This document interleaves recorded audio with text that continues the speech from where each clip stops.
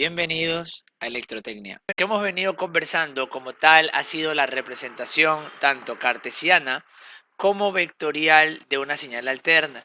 Hemos hecho un recorrido analizando lo que es los valores máximos tanto de voltaje como de corriente, así también los valores medios de voltaje y valores medios de corriente y los valores eficaces de voltaje y de corriente.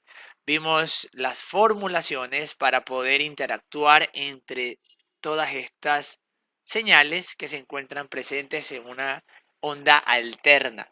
Luego ya también hablamos de que en la representación cartesiana tenemos el periodo cuando se grafica por tiempo. Obviamente el periodo depende del tiempo desde donde inicia a donde termina. En la representación cartesiana por ángulo, el inicio y el final siempre viene dado por el mismo valor, que son los 360 grados de la señal. En este caso, ¿qué es esto? 360 grados. Bueno, es una vuelta del fasor en el plano. Ahí tenemos los 360 grados. Importante, repito, tener en consideración que el periodo, si lo represento en ángulo, siempre será el mismo, 360, pero si lo grafico en tiempo, ahí sí cambia. ¿Cómo se representaría esto? ¿Cómo se explica esto? Bueno, una cosa es decir qué tan rápido está girando el fasor y otra cosa es decir de dónde a dónde va el fasor.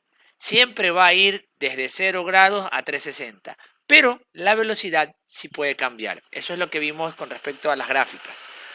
Luego pasamos y hablamos de lo que era señales en fase y desfase. En el lado izquierdo tenemos señales que están en fase, mientras que en el lado derecho tenemos señales que están en desfase. ¿Cómo notamos la fase o el desfase? Gráficamente, si vemos la señal, los puntos máximos, cuando coinciden, se da señal en fase. Cuando los puntos máximos no coinciden, en el eje de las X, obviamente, no coincide, ahí se habla de un desfase. Si lo queremos ver en el tema fasorial, pues bien, si yo grafico esta señal en fasor, yo tengo que graficar un fasor y ahí mismo está el otro fasor. Está uno sobre otro y van a girar siempre uno sobre otro. Pero si la señal está en desfase, aquí sí ya tengo un fasor y el otro fasor está separado, un ángulo. Y lo que nos interesa del desfase es conocer este ángulo de desfase.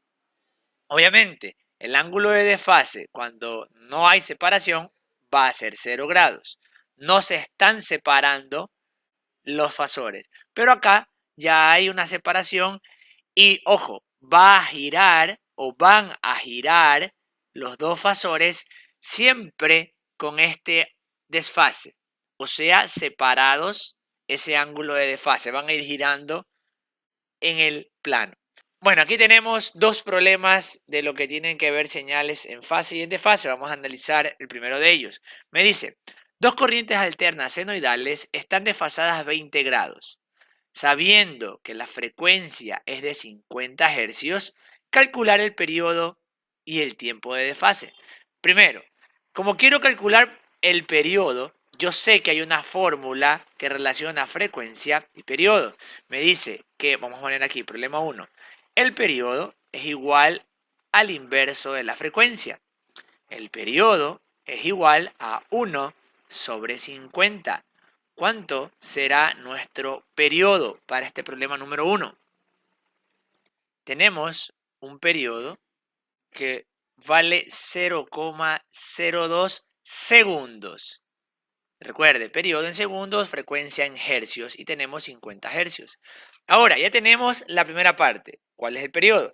Pero, ¿qué me dice también? Bueno, tengo dos señales que están desfasadas 20 grados. ¿Qué significa? Bueno, que una señal va a estar en un punto específico y 20 grados de diferencia tendrá otra señal. Estas serían el desfase de 20 grados. Pero este desfase en ángulo yo también lo puedo representar en el eje cartesiano de la siguiente forma. Observe, ahí. Tengo dos señales y el eje X ahora es por tiempo. Entonces, ya sé que son 20 grados, pero estos 20 grados ¿cuánto representa en tiempo? ¿Cuál será el tiempo de desfase? Si sé que está desfasado 20 grados. ¿Cómo cree usted que podríamos operar ese ejercicio? ¿Cuánto es el periodo actual de la señal? Ya lo calculamos. El tiempo de inicio a final son 0,02 segundos. Eso lo hallamos aquí, ¿no? Ahora, ¿cuánto es el periodo si me cambio el eje de las X y aquí pongo ángulo? ¿Cuánto era ese periodo? ¿Se acuerda? De inicio a fin. Correcto, 360 grados. Entonces observe lo que va a ocurrir. Si 360 grados equivale a 0,02 segundos, estos 20 grados de desfase, ¿a cuánto tiempo equivale? Ahí aparece la regla de 3. ¿Cuánto será el tiempo de desfase? Planteo la siguiente ecuación. El tiempo de desfase va a ser igual a 20, ojo, es multiplicación en cruzada, por 0,02 dividido para 360. Este va a ser el tiempo de desfase de 20 grados. Tenemos como tiempo de desfase 0,001, y aquí, bueno, es periódico, ¿no? 0,0111, hablando en segundos. O de otra manera, sería 1 por 10 a la menos 3 segundos. Obviamente 1 redondeando, porque es 1, periodo puro del 1, ¿no? 1,1111. Entonces ahí tenemos ya el periodo de la señal completa y el tiempo de desfase, o sea, los 20 grados transformados a tiempo, que es 1, vamos a ponerle 11 por 10 a la menos 3 segundos. O en otras palabras, 1,00111. ¿Sí? Ahora, me dice, problema 2. Dos magnitudes alternas de 60 hercios de frecuencia están desfasadas 36 grados. Calcular el tiempo de desfase. Sucede lo mismo. Me dice que la frecuencia son 60 hercios. Yo con la frecuencia puedo calcular el periodo. ¿Cuánto será el periodo? Sería 1 dividido para 60. ¿Cuánto es el periodo de estas señales? Calcule, por favor.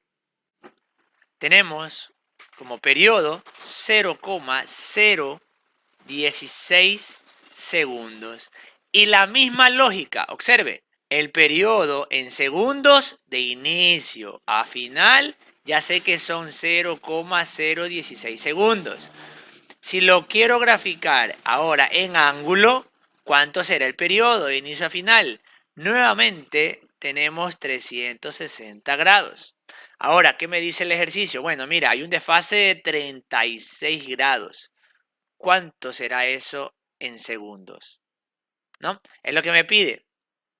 Hacemos la misma operación. En este caso vamos a multiplicar cruzado y decimos que el tiempo de desfase sería 36 por 0,016 dividido para 360.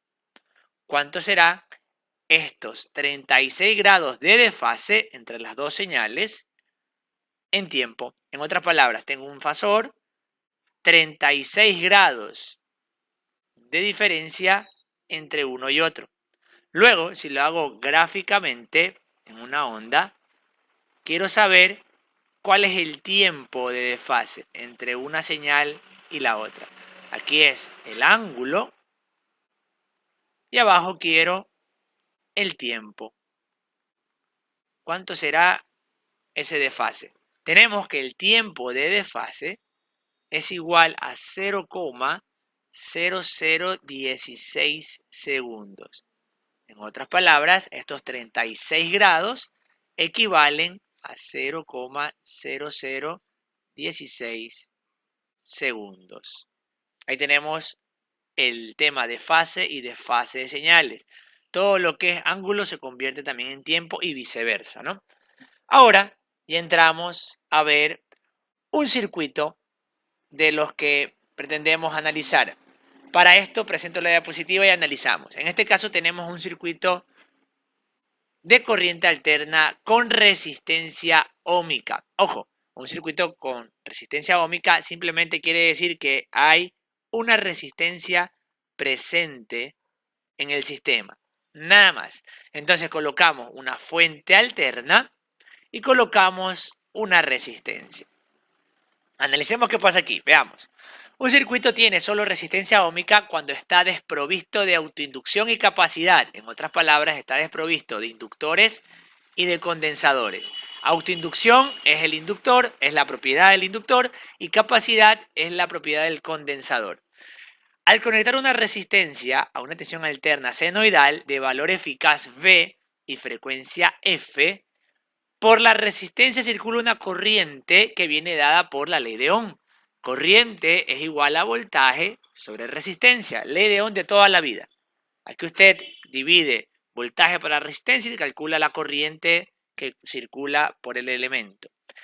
La intensidad de corriente, ojo, está en fase con la tensión. ¿Qué significa eso? Observe la gráfica.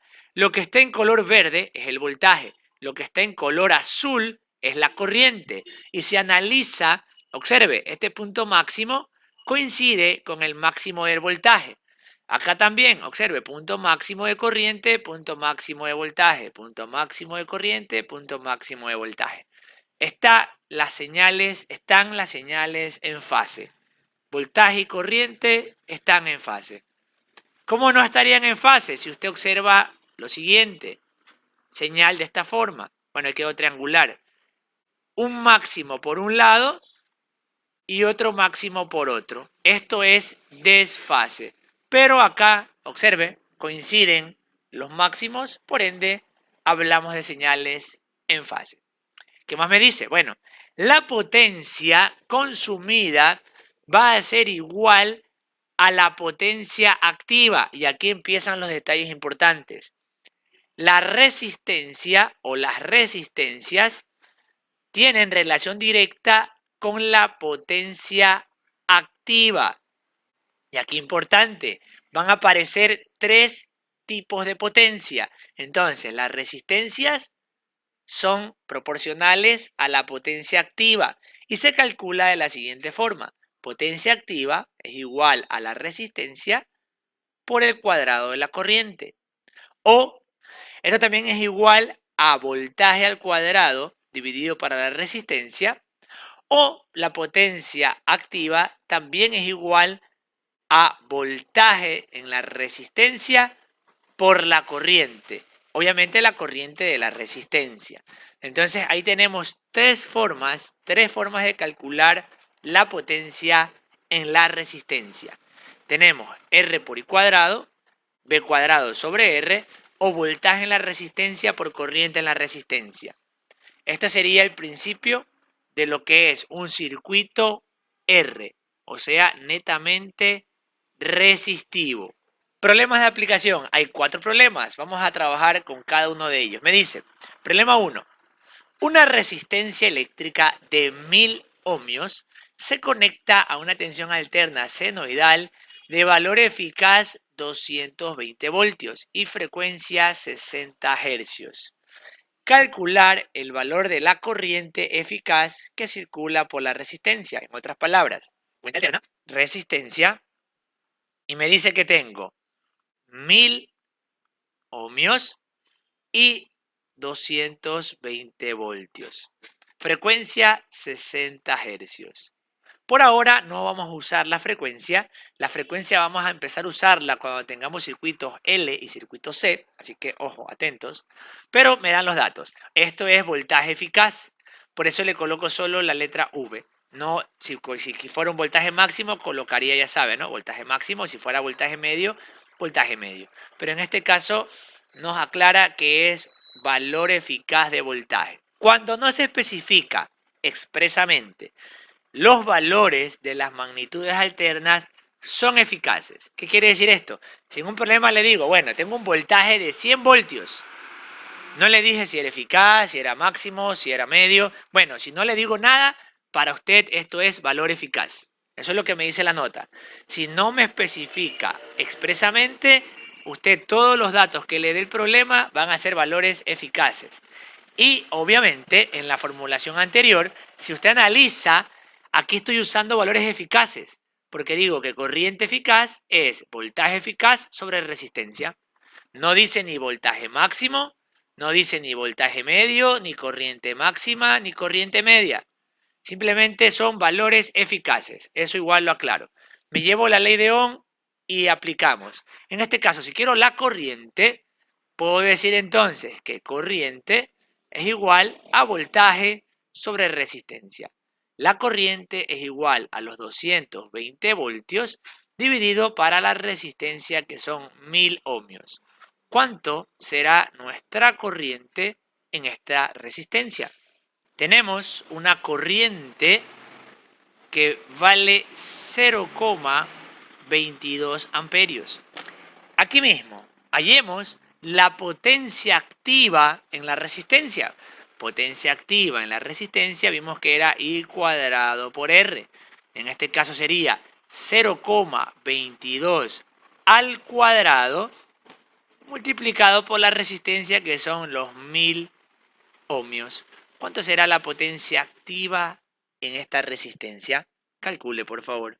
Tenemos que como potencia activa nos da 48,4 unidades. Para la potencia activa, la unidad es el vatio. En este caso ponemos la W de vatio o también watt. Entonces, ahí tenemos la unidad, ¿no? 48,4 vatios.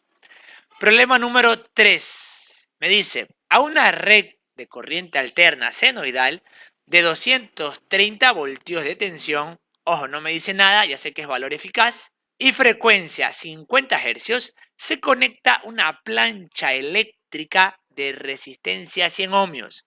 Calcular corriente y potencia, lo mismo que hicimos acá arriba. Entonces, voy a graficar.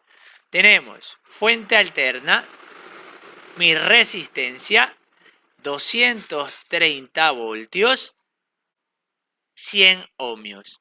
Calculemos la corriente. Primero, por ley de Ohm, sé que corriente es igual a voltaje sobre resistencia. Corriente es los 230 voltios dividido para los 100 ohmios. ¿Cuánto será nuestra corriente en esta plancha eléctrica? Tenemos como corriente 2,3 amperios. Y para la potencia, ahora vamos a aplicar ya no I cuadrado R, vamos a aplicar voltaje al cuadrado sobre resistencia. Ojo, el voltaje en la resistencia. ¿Cuál es el voltaje en la resistencia? Como está en paralelo, es directamente la fuente. 230 al cuadrado dividido para la resistencia que vale 100. ¿Cuánto será nuestra potencia activa en la resistencia? Me dicen que tenemos 529 vatios. Ahora, si aplico potencia activa I cuadrado por R, ¿qué obtenemos? Veamos, ahora sería 2,3 al cuadrado por 100. ¿Cuánto será ahora esa potencia activa? Calcule. Perfecto, da lo mismo. 529 vatios. Y vamos más allá. Ahora si digo que la potencia activa es V por I, o voltaje en la resistencia por corriente en la resistencia. Esto sería igual a los 230 voltios multiplicado por 2,3 amperios. ¿Cuánto nos da esa nueva potencia activa? Perfecto, también nos da 529 vatios. Colocamos aquí el nombre de la potencia con la que estamos trabajando. Esto sería potencia activa. El símbolo es la P. Lo que es la unidad es el vatio o el watt. ¿Y cómo se representa? ¿O cuál sería la unidad, el símbolo de la unidad? La W. Ahí tenemos. La W de vatios. ¿Cómo se representa? Con la letra P mayúscula, potencia activa. Anótelo por ahí, no se olvide. Luego van a quedar el problema número 2 y el problema número 4 para que usted calcule y trabaje en casa. No se olvide, si no le dice nada de los valores de voltaje o corriente, usted lo toma como que son valores eficaces. Pasamos y ahora vamos a hablar de un sistema con reactancia inductiva. Y aquí aparece una palabra nueva, reactancia. ¿Qué sucede? Bueno, la resistencia provoca que el voltaje y la corriente estén en fase. Eso ya lo vimos. ¿Qué ocurre cuando hay ahora un inductor? Observemos la gráfica. Por ahora la gráfica. Observe, aquí está el voltaje, el pico, y aquí está la corriente, el pico. ¿Qué ocurrió? Observe, hay un desfase. Cuando se conecta ya no una resistencia, sino que tenemos una fuente de voltaje alterno con un inductor, cambian las señales y ya el voltaje y la corriente no están en fase. Se desplaza una con respecto a la otra. Vamos a leer las propiedades del circuito netamente inductivo o con reactancia inductiva. Me dice, un circuito tiene solo reactancia inductiva cuando está desprovisto de resistencia y reactancia capacitiva. En otras palabras, solo hay inductores. Solo hay inductores. No hay resistencias, no hay condensadores. Al conectar este circuito inductivo, ¿sí?, con un coeficiente L, ojo, aquí la resistencia se mide en ohmios, aquí el coeficiente de autoinducción L se mide en henrios, ojo ahí, se mide en henrios. Esto se conecta a un voltaje con una frecuencia específica. ¿Qué sucede? Veamos. Por la reactancia inductiva circula una corriente alterna de frecuencia F y que tiene el siguiente valor. Aquí, ojo, aplicamos la misma ley de Ohm. ¿Qué nos decía la ley de Ohm? La ley de Ohm es corriente igual a voltaje sobre resistencia. Pero aquí ya no hay resistencia. Cambiamos este nombre por reactancia inductiva. Entonces, corriente es igual a voltaje sobre reactancia inductiva. ¿Y qué es reactancia inductiva? Eso me lo dice por acá, observe. Reactancia inductiva resulta que es 2 por pi por frecuencia por coeficiente de autoinducción. Entonces, si yo reemplazo esto en la ley de Ohm, ahí obtenemos que corriente es igual a voltaje dividido para 2 por pi por frecuencia por coeficiente de autoinducción. Mensaje que quiero dar. Es la misma ley de Ohm. Lo que va a cambiar ahora es que ya no hay resistencia. Ahora se le llama reactancia inductiva, que es XL. ¿Y qué es la reactancia inductiva? Pues simplemente 2 por pi por frecuencia por coeficiente de autoinducción. Pero la ley de Ohm es exactamente la misma. ¿Qué más me dice? La corriente, ojo acá, está desfasada 90 grados con respecto a la tensión. La potencia, aquí ya no hay potencia activa, ahora se le llama potencia reactiva. Y esta la letra de la potencia reactiva es la Q, el símbolo. Y le ponemos QL. ¿Por qué QL? Porque es potencia reactiva inductiva. Se nos viene luego la reactiva capacitiva. Entonces ahí la diferenciamos. ¿A qué es igual esta potencia reactiva inductiva? Simplemente a I cuadrado. ¿Cómo era la potencia activa? ¿Se acuerda? I cuadrado por R. Aquí es muy parecido, pero ahora es I cuadrado por reactancia inductiva. Observe que es muy parecido. Lo que cambiamos son los términos. Ya no hay resistencia, sino que ahora hay reactancia inductiva. O también podemos decir que potencia reactiva inductiva es voltaje al cuadrado sobre reactancia inductiva, o también es igual a voltaje por corriente. ¿Voltaje en dónde? En la reactancia inductiva. Se aplican las mismas fórmulas. Repito, se aplican las mismas fórmulas. Hasta aquí el video de la sesión. Muchas gracias.